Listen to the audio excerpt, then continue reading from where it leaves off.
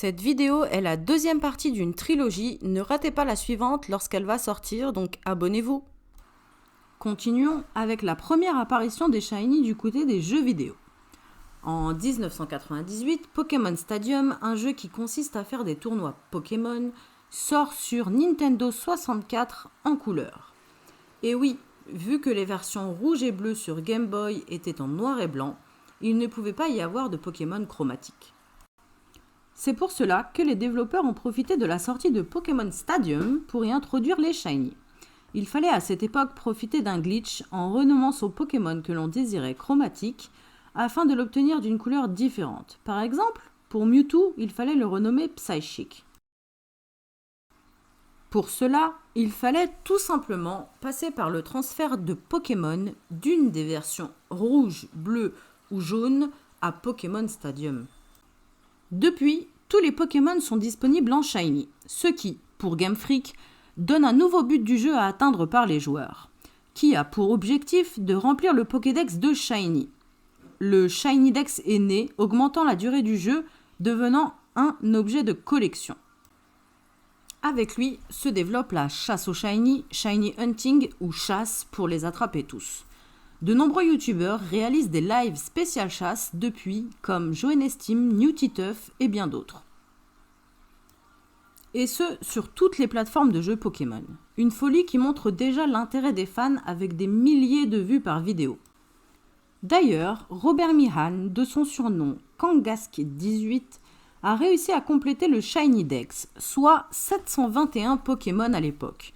Après de multiples resets ainsi que 4000 heures de jeu, il lui a fallu près de 3 ans pour réaliser cet exploit de manière legit sur le jeu version Saphir Alpha.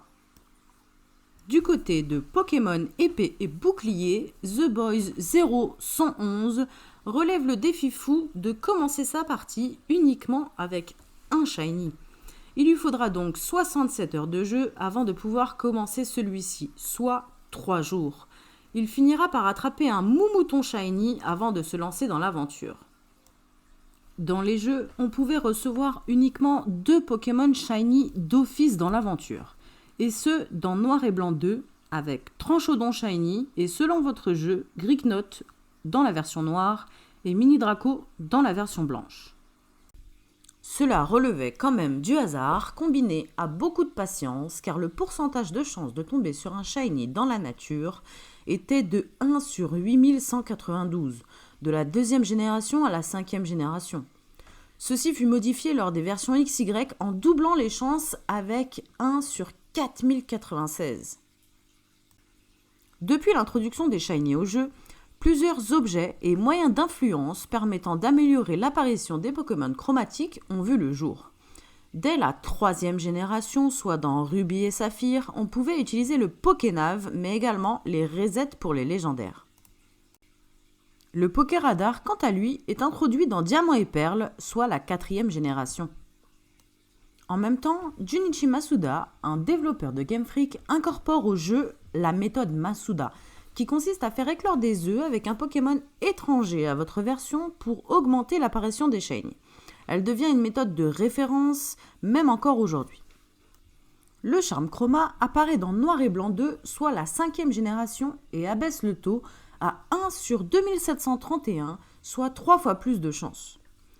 La pêche à la chaîne, uniquement pour les Pokémon marins, voit le jour dans XY, soit la 6e génération.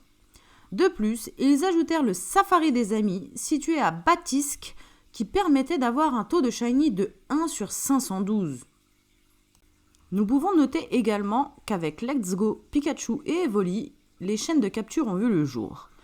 Quant à Épée et Bouclier, Pokémon Company a modifié les chaînes en créant les 500 KO pour optimiser les chances de Shiny. Et la cerise sur le Charmilly est qu'il existe 2 sortes de Shiny, les Shiny Star et les Shiny Square. Tout simplement, l'un brille d'une étoile, l'autre de carré, rendant celui-ci encore plus rare, car vous avez une chance sur 65 536 de l'obtenir. De quoi devenir culbutoqué.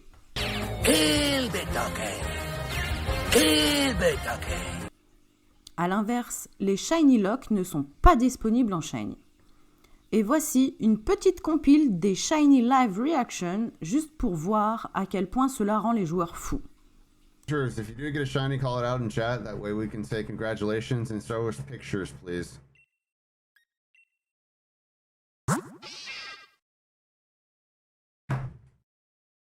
Yes! Oh my god! What? What? What? No! Oh wow! I got 2. I can only pick 1. All right. Oh my god! Oh my god! Oh my god! Oh my god! Mercia!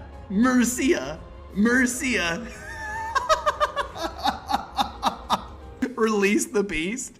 Oh my god. Oh my god!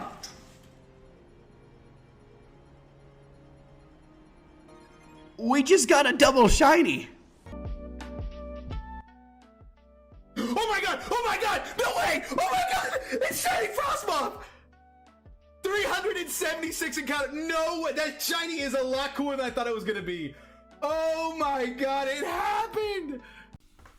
En parlant de folie, il faut savoir que depuis Pokémon Épée et Bouclier, une communauté de joueurs s'est créée afin de faire des raids shiny en ligne, augmentant ainsi les chances de remplir le Shiny Dex. Le concept est simple, on rejoint un groupe Facebook ou Discord, les personnes qui sont admins en général font toute une manipulation sur leur console afin de tomber sur le Pokémon choisi en version chromatique, on les appelle donc les hosts. Une fois cela fait, ils sauvegardent avant de l'affronter, c'est à ce moment-là qu'ils invitent des amis à rejoindre le raid et en sort dès qu'il a commencé, de manière à pouvoir le recommencer. De cette façon, les participants capturent chacun un shiny. Le même raid est recommencé plusieurs fois afin de pouvoir en donner à celui qui host car lui n'en capture aucun. Les Pokémon identiques peuvent être échangés contre des manquants au Shiny Dex et ce de manière rapide et legit. Du côté sombre de la force, il y a plusieurs moyens de les obtenir. Soit vous faites les pois chigeons et achetez des Pokémon hackés sur eBay à des crapustules qui se garderont bien de vous prévenir que cela peut éventuellement mettre en péril votre sauvegarde si Pokémon Company l'apprend, et qu'avec ceci, vous ne pourrez pas jouer au combat en ligne. Soit vous sentez l'âme d'Arceus et vous utilisez le logiciel PKX qui génère un Pokémon auquel vous pouvez donner votre nom en dresseur d'origine, choisir les IV, les attaques, la nature, bref, vous devenez un dieu Pokémon quoi. Si vous voulez la jouer par cool et ne désirez pas utiliser le logiciel ou si c'est trop compliqué, rendez-vous sur le site Pokémon Showdown. Ensuite, il faut faire New Team, Add Pokémon. Choisissons au hasard, allez, Dragapult, donc Lanceorien. Avec ceci, on peut lui rajouter un objet. Ici, mettons une Master Ball. Tant qu'à faire, on peut choisir sa nature, Clear Body, son niveau. Ici, on va le mettre pour pouvoir jouer avec niveau 60. Ensuite, on peut choisir mâle, femelle ou au choix. En non shiny ou en shiny, ça c'est vraiment top par contre. Après, il faut absolument mettre des attaques, donc là, je vais mettre au pif. Vous avez les IV qui s'affichent. Si vous cliquez ici, ça vous met les meilleurs IV. Ensuite, on fait import, copier. On va sur Discord. Dans le bot de votre Discord, bien sûr, il faut faire S-Trade.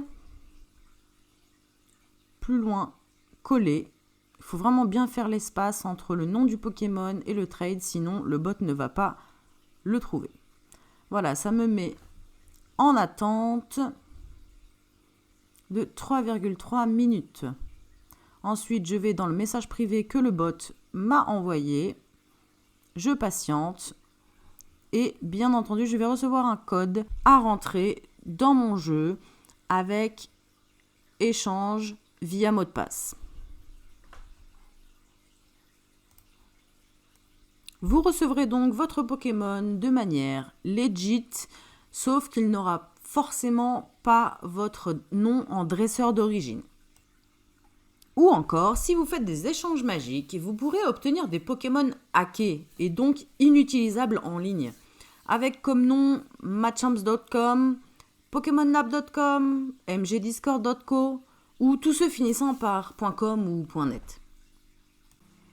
Concernant Pokémon Go, sorti en 2016, ils n'introduisent les Shiny que depuis 2017, avec un taux de pop des plus bas à 1 pour 450 dans la nature, du jamais vu. Le caractère Shiny d'un Pokémon étant complètement aléatoire, d'un compte à l'autre en cliquant sur le même Pokémon, ils seront tous deux différents. Dans les raids niveau 5, principalement les Pokémon légendaires, le taux de Shiny est de 1 sur 19. Certains Pokémon exclusifs aux raids comme Misdibule ont des taux plus élevés à 1 sur 35, voire 1 sur 45 pour Ptera. Les autres niveaux de raid ont un taux de 1 sur 75 et la chance d'avoir un Pokémon Shiny sortant d'un œuf est de 1 sur 50. Depuis 2018, Game Freak organise une fois par mois une journée communautaire avec un Pokémon à l'honneur à chaque fois différent. Les chances de Shiny sont de 1 sur 25, ce qui a grandement contribué à l'intérêt des Shiny ainsi qu'à la prolongation du jeu sur smartphone pendant un moment délaissé faute d'amélioration. Les crapustules sont également toujours à l'affût sur eBay, essayant de nous vendre des Pokémon Shiny à prix exorbitant. Sur ce, les Poképiqués, j'espère que cette deuxième partie vous a plu. N'oubliez pas de liker la vidéo, de la partager si vous l'avez aimée, et également de vous abonner à la chaîne si ce n'est pas déjà fait afin de ne rien manquer. Je vous donne rendez-vous dimanche prochain pour la folie des Shiny dans le JCC.